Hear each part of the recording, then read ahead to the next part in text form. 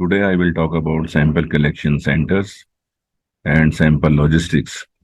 This is part of my series of lectures on supply chain management with reference to a clinical laboratory management. This is my lecture outline. I will first talk about introduction of sample collection center, followed by types of sample collection center, and then I'll talk about NABL guidelines. NABL is applicable for India, and similar guidelines are there for other nations. Then I'll talk about sample logistics in following headings: packaging, labeling, request form. Then I'll talk about special requirements for sample transportation, for samples for coagulation, sample for histopathology, samples for microbiology, samples for RNA and DNA processing. So first, I'll talk about sample collection center. Sample collection center is also known as sample collection facility or SCF. It is a location with sample collection service, and it may be either owned or managed by a main clinical laboratory. So it is a remote sample collection facility. Now I will talk about types of collection centers. There are three types of arrangements. One is ownership, that is collection center owned by main laboratory, and the manpower is also managed by the main laboratory. The second arrangement is management, where main laboratory is responsible for day-to-day operations and management of the employees, but the facility is not owned by the main laboratory. The third is franchisee. Here, main laboratory has an arrangement for sample collection under an agreement, but no ownership and no managerial responsibility is there of main laboratory. All issues related to the operations of collection center and maintenance of quality shall be addressed by the laboratory in the quality system of the laboratory. The laboratory here stands for main laboratory. The laboratory shall have policies and procedures that integrity of samples is not affected during collection, storage, and transportation from sample collection facility. I'll talk about in detail under sample logistics in this lecture. Laboratory, that is main laboratory, shall document policies and procedures to ensure maintenance of proper hygiene, lighting, environmental conditions, and privacy, even safety in its collection centers. Collection centers should have adequate space to avoid any cross-contamination. The laboratory may run pilot studies to determine the time taken for samples to reach laboratory by the route and mode of transport that it plans to use to transport patient samples. And monitoring of temperature of samples during transit using electronic data loggers is encouraged. I'll talk about in detail effect of temperature in sample logistics. Laboratory or collection centers shall have access to hygienically maintained toilets. The laboratory shall ensure that its collection center dispose waste as per national laws, example biomedical waste guidelines, and local regulations on waste disposal, example State Pollution Control Board. Laboratory shall have a plan to conduct internal audit of its collection centers, and the internal audit should be at least once a year. Then management review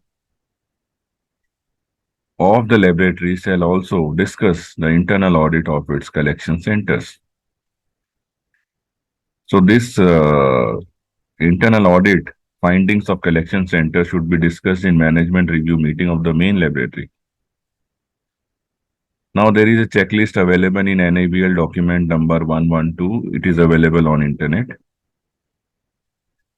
Now let us see clinical sample logistics. I'll talk about sample transportation. In fact,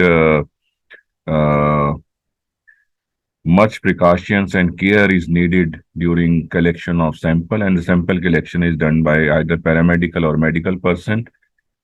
I will not touch the sample collection uh, precautions here.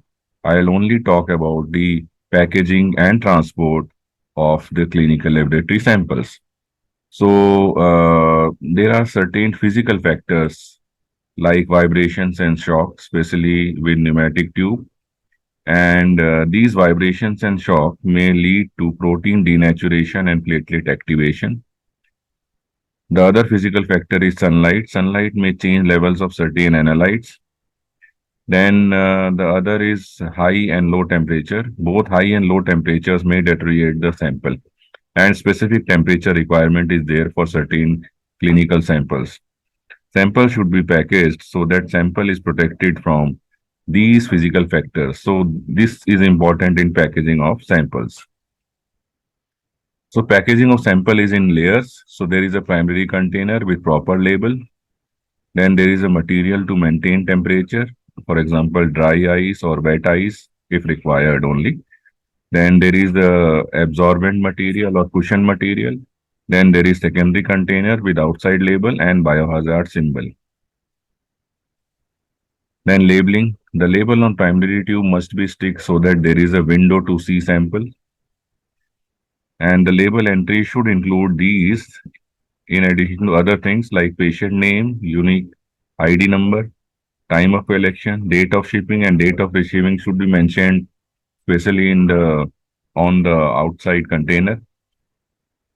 Then biohazard symbol is recommended for all samples, especially when the sputum samples are suspected for tuberculosis, fecal samples are suspected for cholera and typhoid, and serum samples suspected for HIV, HBV, HCV, and many others depending on the epidemiological situation of the nation or region. Then the sample should be accompanied by a request form. The request form should include name, age, gender, address of patient, unique ID of the patient, ward number of the patient if patient is admitted, time and date of sample collection, whether it is urgent or routine, type of specimen, investigation needed, history of patient, provisional diagnosis, and doctor's name and signature. So this information is essential on requisition form, which should accompany the sample. Then I'll talk about specific conditions for transport of certain samples. So initially, I'll talk about sample for coagulation test. We send the sample at room temperature. However, the platelet poor plasma may be frozen at minus 70 degrees centigrade. We should not send the sample with ice because due to cold activation of factor 8 and chances of losing von Willebrand factor and platelet activation. Then time, we should send the sample within 1 hour for APTT and within 24 hours for PT. There are studies, especially from blood bank, that the frozen plasma or FFP is stable for 1 year. Then tissues for histopathology. These are the precautions. We should avoid mechanical trauma because it will distort the tissue and distort the morphology. We should avoid heat damage to the tissues. We should avoid chemical damage like disinfectants. Then we should prevent specimen drying. Either we add liquid fixative, or if no liquid fixative is available, we can use gauze moistened with saline. We should use adequate volume of fixative. For example, it should be at least 20 times. Then we should use 10% neutral buffered formalin for routine histopathology. And if there is no fixative, the transport temperature should be at around just below 4 degrees centigrade. So these are the special requirements for tissues sent for histopathology. Then samples for microbiology. Samples for bacterial culture should be transported at room temperature. If transport is delayed, the following specimen should be refrigerated: urine within 30 minutes, stool within 1 hour, and respiratory specimens. Specimens for viral culture must be transported to laboratory immediately on ice. If there are anaerobic organism is suspected, then deliver all specimens to laboratory immediately after collection. These samples, CSF, corneal scraping, vitreous fluid, sterile body fluid, should be transported within 15 minutes to the laboratory. Samples like nasal swab, bone marrow aspirate, and decubitus ulcer swab should be transported within 2 hours. We should not refrigerate sputum sample. For microbacterial culture, we should deliver the specimen to laboratory as soon as possible. And the samples suspected of mycobacteria should be double bagged and sent in a leak proof container. CSF should be sent at 20 to 35 degrees centigrade. It should never be refrigerated because the refrigeration may kill H influenza. Blood culture bottles with sample are transported at 37 degrees centigrade or room temperature within 4 hours. Stool sample, minimum of 5 gram of solid stool or 2 ml of liquid stool is required, and it is transported at room temperature within 30 to 60 minutes. We should not refrigerate stool sample. If delay in transport is suspected, then we can preserve it in 10% formalin buffered glycerol saline.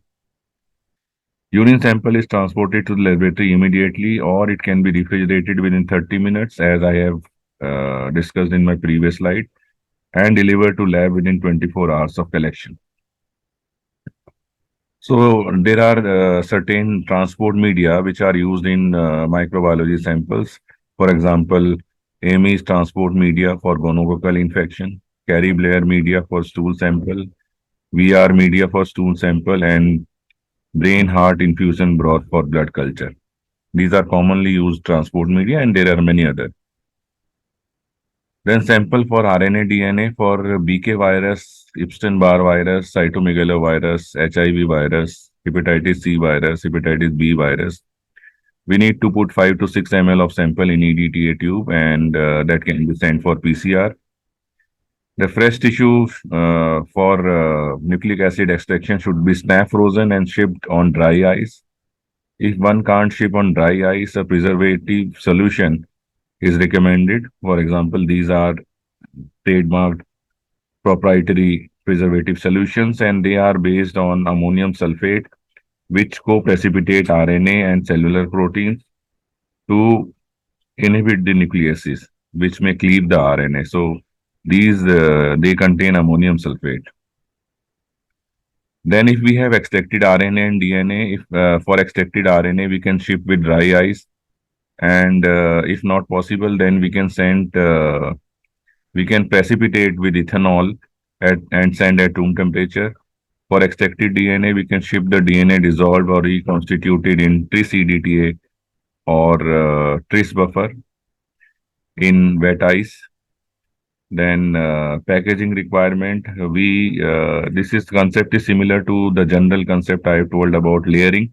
We place DNA RNA sample in a 1.5 or 2 ml screw capped microfuse tube sealed with paraffin. We pack this tube in a freezer box or 50 ml conical vial or some other method to protect it from breaking. And we place it into a thermostable shipping box.